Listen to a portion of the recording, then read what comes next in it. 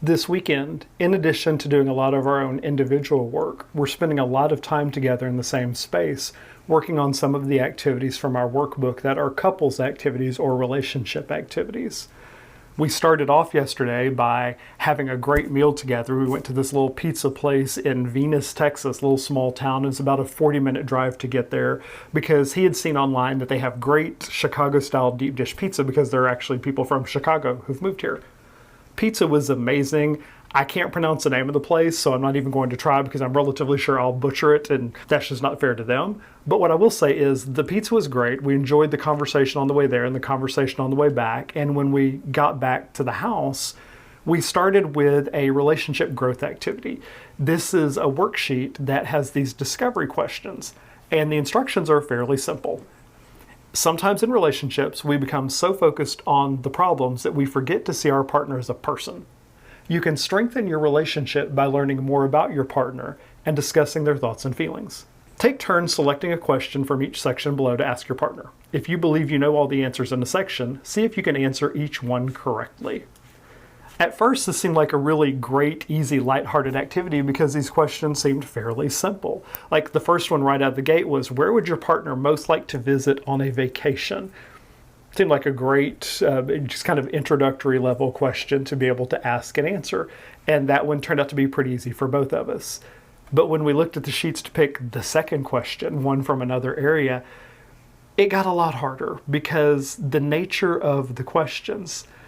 Some of these questions, if we'd answered them honestly a month ago, would have been about the things that are trigger points or activation points for both of us right now, things that we're both actually working on. The activities that we chose day after day, turns out we're actually focused on our triggers. So now it's harder to answer some of those questions.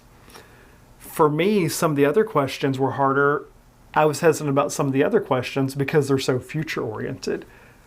And that seems like those would be really great questions to be asking at this stage, but my fear was because we hadn't had really in-depth talks about what we both want the future to look like. My fear was I was going to say these things, I was going to talk about what I was thinking he would want, and I would be so far off base, and then I would be planting these seeds or projecting or trying to get some kind of hope or reassurance or something that I was really scared of some of those questions.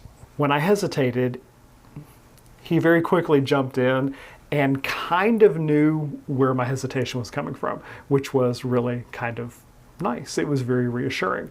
And that led to a discussion about what we do both want for the future. And it turns out the things that we're both looking forward to, one of the questions was, where do we see our relationship in the next 5 years?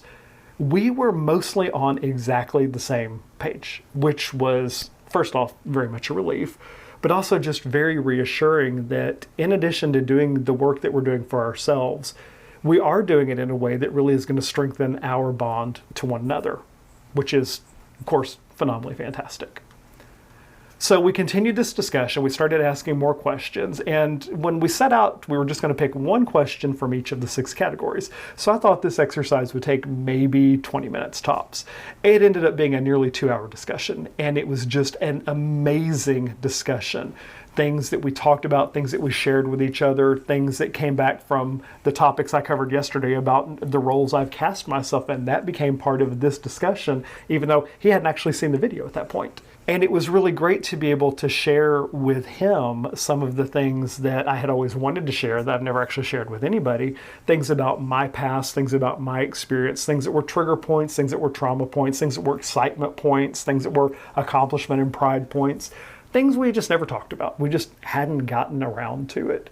So it was really great to share those things and have that conversation. And in the end, he commented that it really gave him much greater insight into not just who I am as a person, but how we got to the place that we're at right now.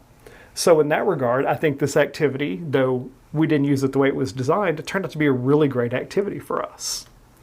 Because we felt so great after that conversation, I decided to add a second activity into the mix, a worksheet called Creating a Relationship Ritual.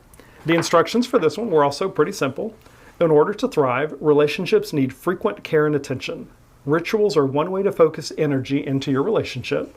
Whether it's a shared coffee every morning or a 10-minute check-in before bed, Rituals are a special time for you and your partner to connect, share affection, and be fully present. As a couple, use the tips and examples below to create your own relationship rituals. As it turned out, these very simplistic examples they had, we were already doing most of them. We do have these check-ins when we do arrivals and departures. We do share meals together. We do plan mini dates. We do talk about books and podcast and media things. So we're doing a lot of the things that had already been here. And the conversation very quickly went in a whole other direction besides creating a relationship ritual. It's about what happens when these rituals become routines. What we realized is, with all of the other things that we have in our lives, these rituals, these things that were supposed to help us stay close and stay connected, had become these routine things that were more work than benefit. And I think that's true for a lot of couples. So when you think about all of the things that you have to get done in a day, you have work, you have to get to and from work, keeping the house clean, doing laundry, going to the dry cleaner, doing grocery shopping, doing yard work, gas in the car, getting your oil changes, cooking meals, taking care of kids, taking care of pets, meetings outside of work hours, social activities that we do with our friends. All these things, if you plug a 7-day calendar in front of you, and you just look at each of these days, how many hours, waking hours of your day are spent already filled with these activities, and then you're trying to figure out how to put relationship rituals in there, you do lose a lot of spontaneity, and it just becomes a stressful thing of trying to figure out, how do we have time for a mini date? How do we have time for, great sex? How do we have time for discussions about a book that we just read, or doing these check-ins where it doesn't feel like just this obligatory thing? We realized that is exactly what had happened to us. The rituals that we had hoped would be rituals became routines that we ended up starting to dread. They became stress points instead of relief points. They became confrontation points instead of connection points. I think a lot of couples go through that. But what struck me is this notion that a lot of us have been conditioned to believe is that if it's the right relationship, these things should be effortless. They should just organically happen. If it's the right relationship, you don't have to work at it because it just clicks, it just connects, everybody's on the same page. We just do it intuitively without having to focus on it, ask for it, complain about it, or even notice that something's amiss. So that was spinning around in my head, that these things should be effortless. All these things are supposed to be effortless if you're with the right person. The more I thought about that, the more I decided that is just complete and utter bullshit. The happiest couples, happiest relationships I know, they do these things, and I don't think it is effortless. I think maybe it feels effortless because when you're connected and you're doing the habits and they've become really good rituals instead of routines, I think it probably does feel effortless.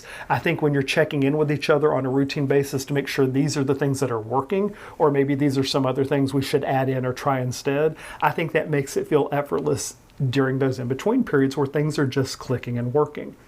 I don't think it just naturally happens without some level of work.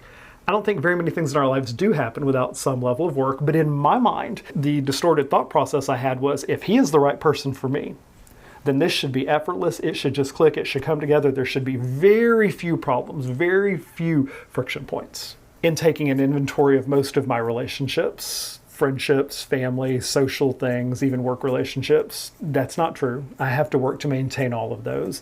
Everybody has to work to maintain all of those. So letting go of this notion that I shouldn't have to do this, that it should be effortless, that's a really hard one for me.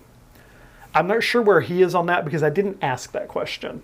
Relatively sure he probably has some level of that same belief that it should just click and work because we've all been conditioned to think that. So that was the thing as we were talking about rituals. How do you incorporate rituals back into your daily routines without it feeling like a chore? How do you do it in a way that makes it feel like a thing that you want to do instead of an obligation? And that's the thing that we're trying to think through right now so that we don't repeat the same patterns from before.